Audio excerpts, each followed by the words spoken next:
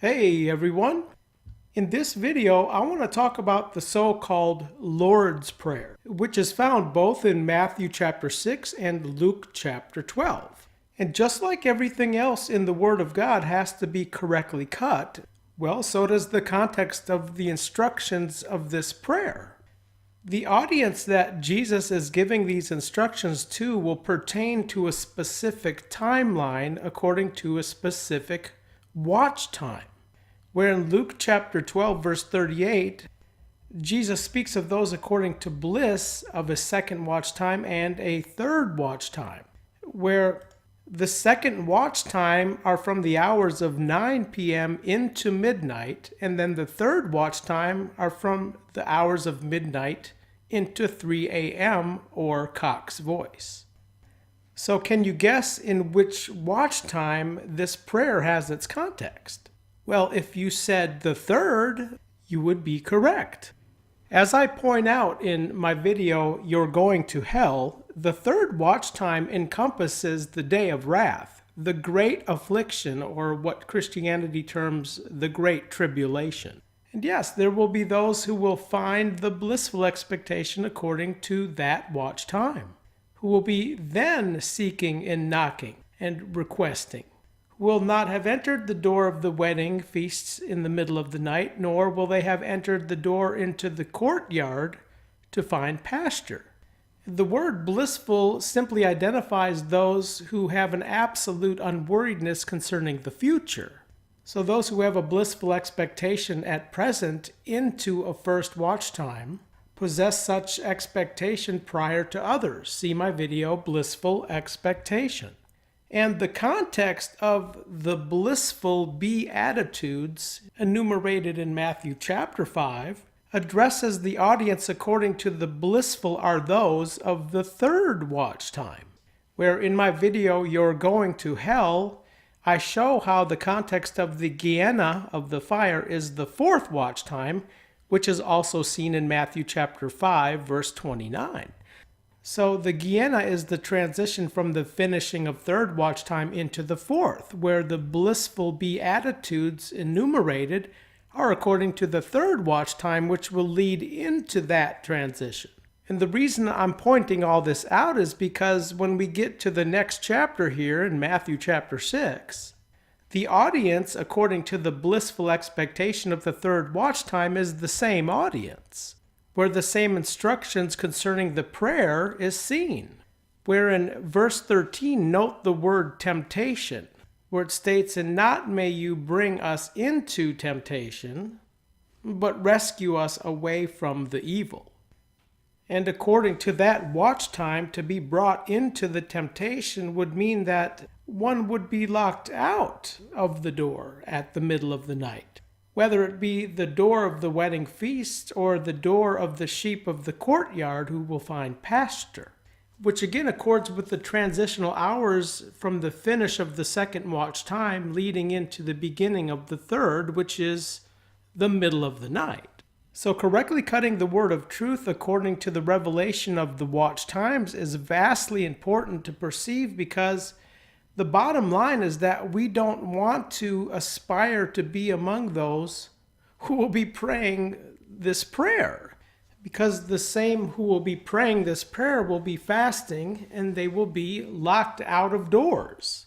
Which brings us to Luke's account of the prayer, Luke chapter 11, verse 4, where again here is the same context of the temptation, where following the instructions regarding the prayer is the parable of the friend at midnight. At the time of midnight, who would say to him, "Friend, lend me for my usage 3 loaves of bread," where the 3 here is an allusion to the third watch time, where doors are now shut, where both the parable of the virgins and the parable of the friend at midnight designate the watch time as being the middle of the night, the transition from second into third watch time. Now, also unique to Luke's account here is that the learning ones approach Jesus requesting that he teach them how to pray according as John taught his learning ones. That is, John's learning ones. Where understand that John the Baptizer, he is a parallel to others who will be heralding in the desolate region of the third watch time. Where in Matthew chapter 9, verse 14, the learning ones of John, they come to him saying, "Wherefore do we and the Pharisees fast, but your learning ones do not fast?" Where in verse 15 is the context of the bridegroom that will be lifted away from them. And when will this be? Well, in the middle of the night, when the bridegroom is nearing and the foolish will be locked out.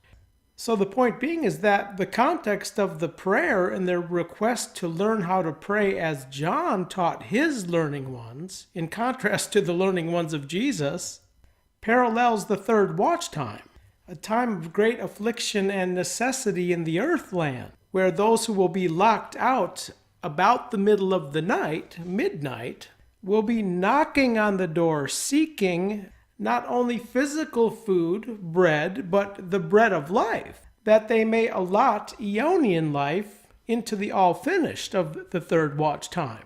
And of course, where they're seeking and knocking, others will be inside doors, feasting, hence the wedding feast, where in the parable of the friend at midnight, the playing ones are come into the lying down.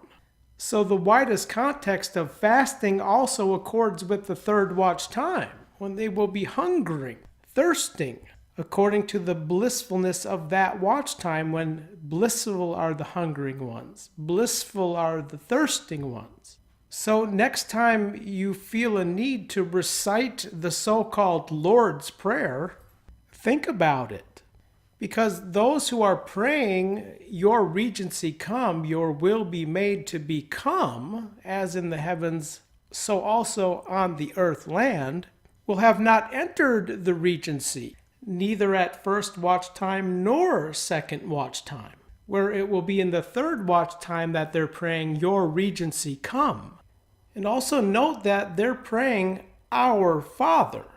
As they're seeking the bread of life, which is Christ, they're praying to God the Father, the head of Christ, the way, the truth, and the life back to the Father. "Our Father in the heavens, let your name be hallowed," which points to verses such as seen here in Isaiah chapter 63, verse 16, where in verse 17 we see, "Why do you cause us to deviate, Yahweh, away from your ways?" So here the deviance and the hard-heartedness is referring to under-remnant Israel, the ones dragging along into the finishing, who are awakened to their deviance and will find the blissful expectation according to the third watch time. "They will hallow my name, hence let your name be hallowed." But not only hallowing the name of the Father, but also the Holy One of Jacob, and that Jacob will not be ashamed, and not will his face grow pale now, accords with the blissful expectation of the third watch time. So we see these parallels according to the instructions of the prayer to these verses in Isaiah, of which much more could be talked about. And ask yourself, are you aspiring to be a learning one of John the Baptizer or a learning one of Jesus Christ?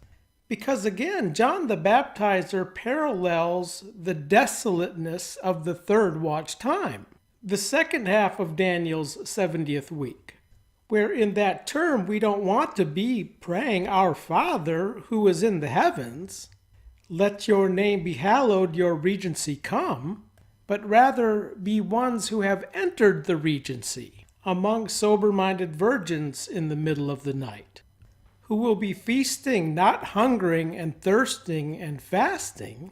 So I hope and pray that this video here helps you to put into perspective the context of the prayer instructions and how we are to correctly cut the word of truth.